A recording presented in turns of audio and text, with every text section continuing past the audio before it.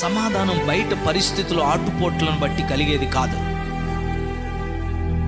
అలా కలిగేదైతే బయట పరిస్థితి మారిపోగానే అంత బాగున్నప్పుడే ఉంటుంది సమాధానం. లోపల పరిస్థితి మారిపోగానే ఆందోళన పెరిగిపోద్ది, బీపీ పెరిగిపోయినట్లు.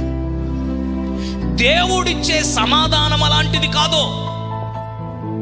లోకము కూడా మీకు సమాధానం ఇస్తానంటది. ఇదిగో ఈ సిగరెట్ తాడుకో నీకు సమాధానం, ఈ మందు తాగు నీకు సమాధానం, ఈ పేకాటాడు నీకు సమాధానం, ఈ పని చేయి నీకు సమాధానం, నీకు నెమ్మదిగా ఉంటుంది, రిఫ్రెష్ అయిపోతావు, ఫ్రెష్ అయిపోతావు, బాగుంటుంది. ఆ మత్తు దిగగానే మరలా ఆందోళనే, కానీ నెమ్మది మాత్రం హృదయంలో కలగదు. పాపం యొక్క మత్తు అలాంటిది.